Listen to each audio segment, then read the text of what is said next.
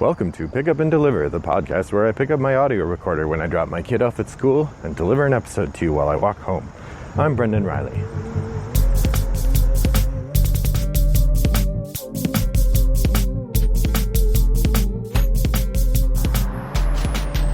Well, good morning, listeners. I hope that you're having a pleasant day.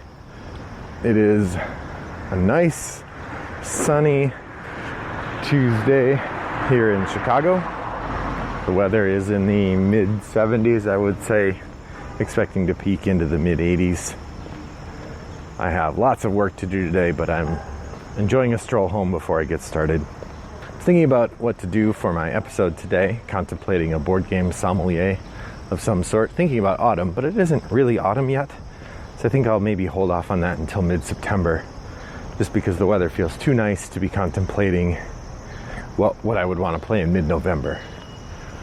But I will return to that idea. So, talking with my son, he and I came up with this idea, and it springs actually off of another episode I did recently. We're making solid progress on our family 10 for 10 in that we have played our 10th game of Betrayal Legacy. So that mark off another one on the completed list. And as I did with London, I was thinking about how can I talk about this game in a new way. I realized, one, I haven't really talked about it much at all, but two, I don't know that I've talked about it in the context of other similar games. So today's episode is going to be Pick Up and Deliver Duel, aSCAREitrash edition. aSCAREitrash is going to be a new genre I've coined, in which you play a horror game that's got a significant amount of Ameritrash elements in it.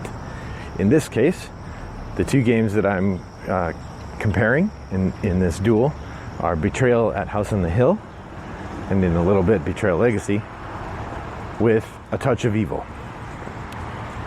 So let's jump right in.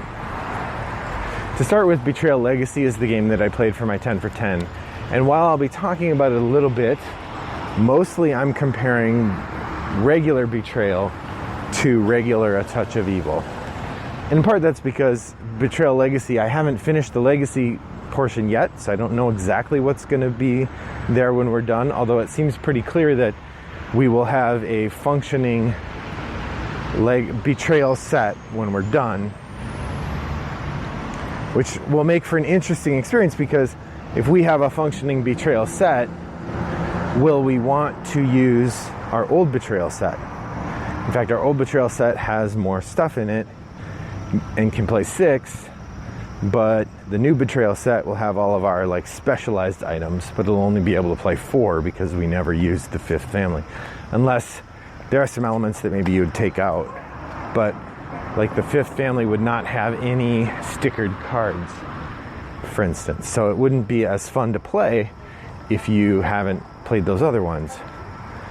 So, and I don't want to say much more than that because I don't want to give away things about Betrayal Legacy. So in case you have no idea what I'm talking about, we'll start with Betrayal at House on the Hill. Betrayal at House on the Hill is a design from Bruce Glasgow with heavy modifications from Rob Daviau,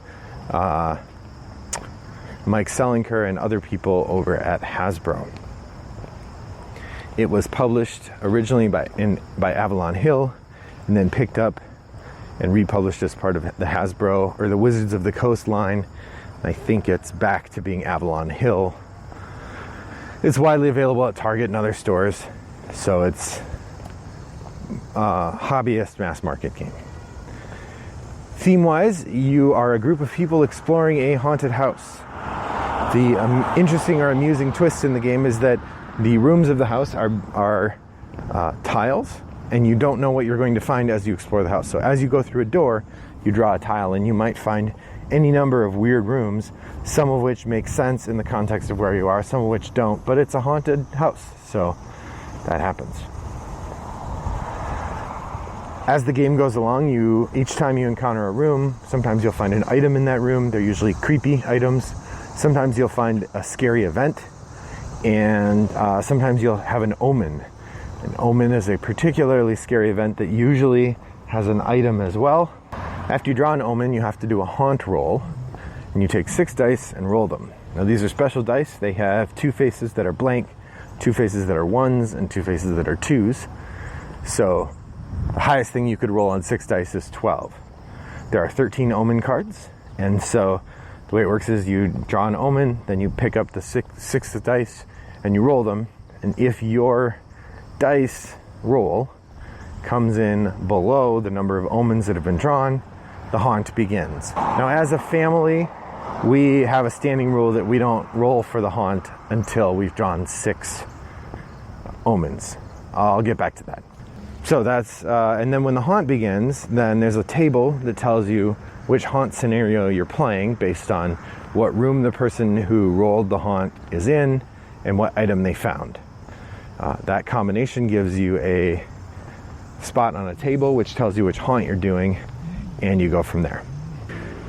When you read the haunt, then the first thing that happens is the game designates someone to be a traitor. There's a reason this is called Betrayal at House on the Hill. The traitor then takes one book and goes and reads the scenario rules, and the rest of the people read a different book with a different set of rules. And now it's a 1 versus many game. The traitor gets special powers, they get special things, and they have a special win condition, which usually is secret. This is the same for the group. They get powers and a win condition that's secret, and they are trying to win separately. So that's Betrayal at House on the Hill. There's a lot more going on, but that's as much as I'm going to explain right now. The other game I want to talk about today is A Touch of Evil.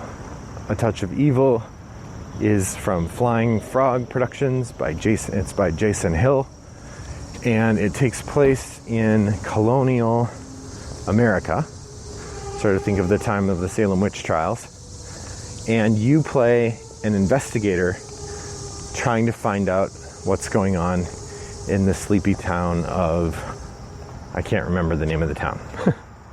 So there's something mysterious happening. In this case, each game you pick a villain to play. Sometimes you randomize it, sometimes you just pick the one you feel like playing. And the villain is a sort of evil entity that's doing supernatural bad things in the town. Then you and the other investigators roam around the town, investigating locations, acquiring items that give you power. When you investigate locations, events will happen. Some are good, some are bad. The good ones often give you an item or an advantage of some sort. And then you're slowly getting clues about the villain. Meanwhile, the villain is doing nasty things, maybe hurting townspeople, maybe hurting you, maybe sending minions out to run around the board. All of these interactions are resolved with dice. Generally, you're rolling regular dice, and it's the number of dice you get to roll, and then you need a number of successes. Or maybe you get to roll a certain number of dice, and you need at least 1 success, and on these dice, a success is a 5 or a 6. There is a competitive variant. I should say the game is designed to be competitive, with each investigator trying on their own to solve the problem of the villain. We play it as a cooperative game where we're all investigating together, and then we go fight the villain together. Honestly, it's just really fun that way, and narratively it doesn't make sense to us that we would be racing with one another to solve the mystery rather than working together to solve the mystery. So we always play the cooperative variant. So that's A Touch of Evil. I'm going to talk a little bit about gameplay of each one, and then a little bit about expansion material. A Touch of Evil, the gameplay is, like I said, entirely roll to resolve. So very often when it's time to do something, you're going to either draw a card and that will tell you something that happens, or you'll roll some dice and that will tell you what happens, or some combination of the two. As a result, there's excitement in the very resolving of an issue because you don't know whether you're going to win or not. The game has quite a few ways that you can mitigate the luck of those dice rolls. So as you proceed and as you build up more things and as you get more items, you become more able to alter the results of those rolls or avoid them or those sorts of things. But ultimately, if you roll badly, you can lose because you rolled badly. But it's built into the game. Similarly, Betrayal at House on the Hill has just as much luck-driven stuff. Often all the fights are roll to resolve, so once again you're rolling dice. And because the dice are so finicky, you can very easily end up with one person rolling 6 and the other person rolling 1 in a fight. And the person who rolled a 1 takes 5 physical damage, which, you know, you have characters who have, at the very most, something like 16 health. And most of the time, your characters are going to have more like 8 health. So this is a game, much like the old PlayStation game Bushido Blade, where one well-placed hit can take down an enemy. I will say my experience with Betrayal is that once you get to the haunt, it often goes pretty quick because it's so easy to kill people or be killed. So both games use a lot of roll to resolve, so you have to, going into them, be in it for the story and be in it for the experience.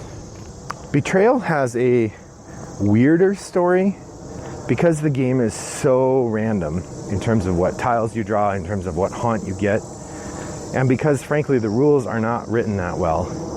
It's pretty common in playing Betrayal to end up playing a scenario that makes no sense or is really confusing or something.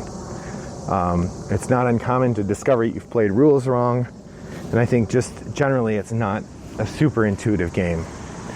But the stories are always wild, and there's a lot of them. If you play the base game, you have 50 scenarios that it comes with. So that gives you just a lot of content to enjoy. By contrast, A Touch of Evil comes with, I think, 4 villains in the base box, and I think 2 or 3 more you can print online. So not nearly as many villains, but the story of the game comes from interacting with the locations. So the way the board is laid out, there's a town in the Shadowbrook is the town. There's a town in the middle of the board, and then there are significant locations around the edges of the board. There are 4 of them. And each location has its own deck of activities or interactions that you get to have. And in a given game, you'll maybe use 10 or 15 of those cards, maybe. So, and they're big decks. So over time, you eventually would get to see all the cards. But for the most part, you're going to have a lot of variety in what you encounter.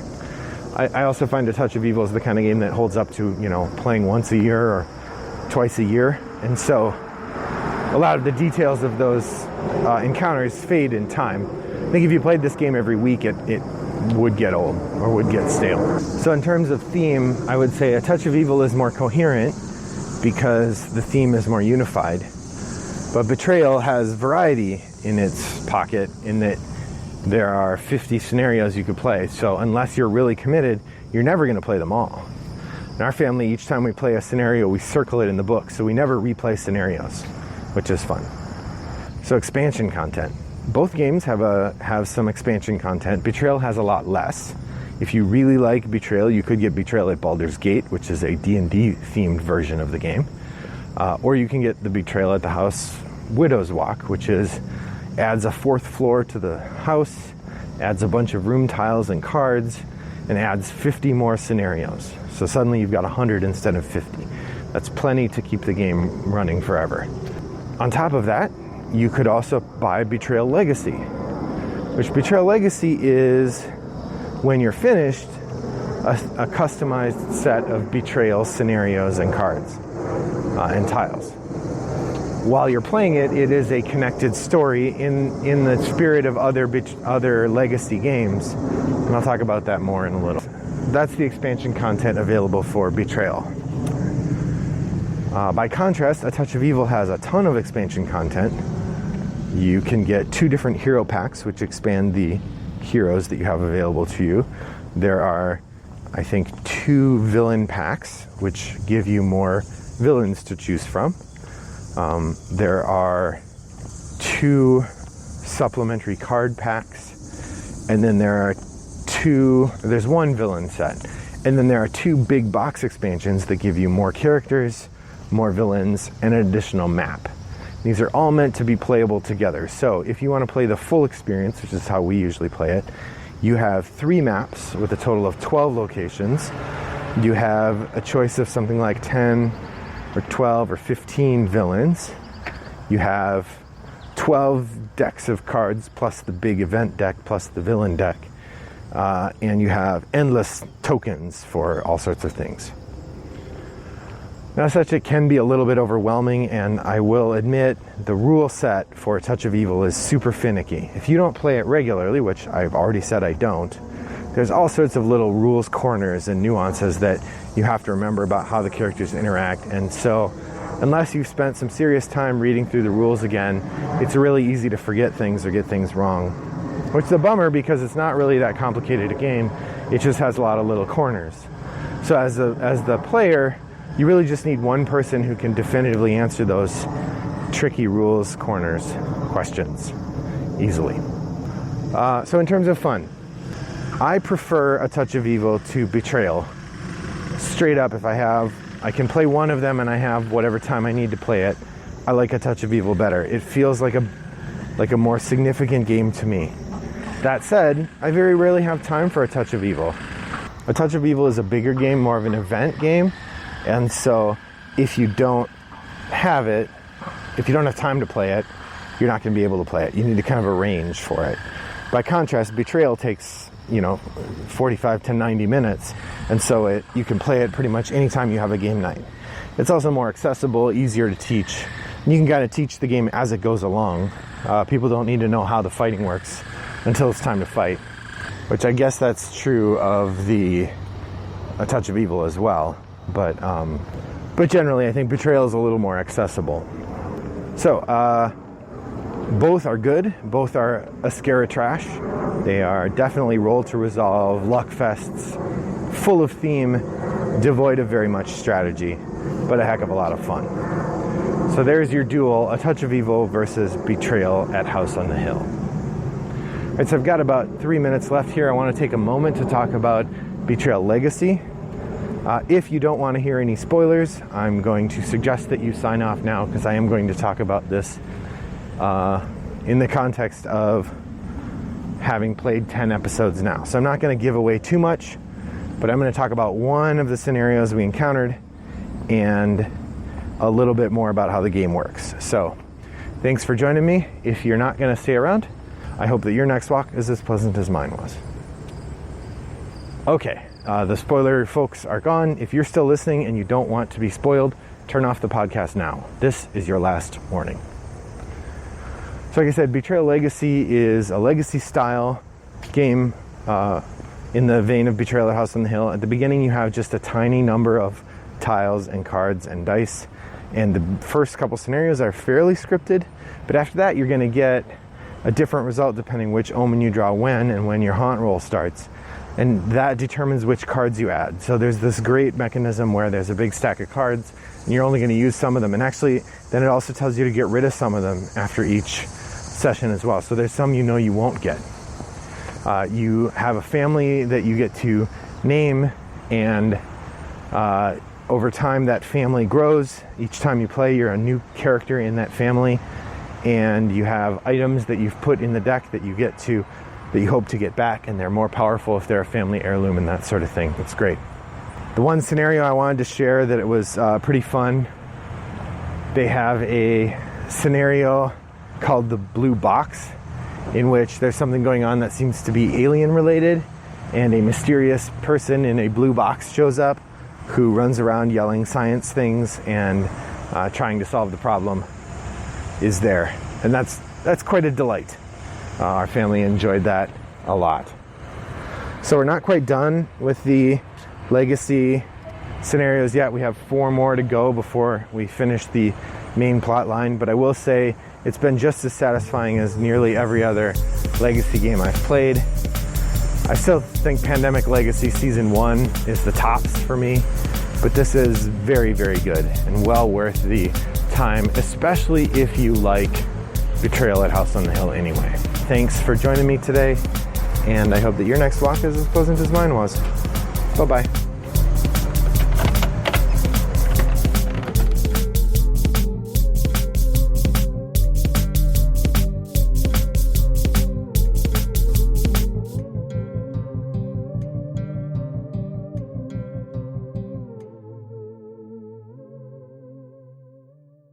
Brought to you by Rattlebox Games.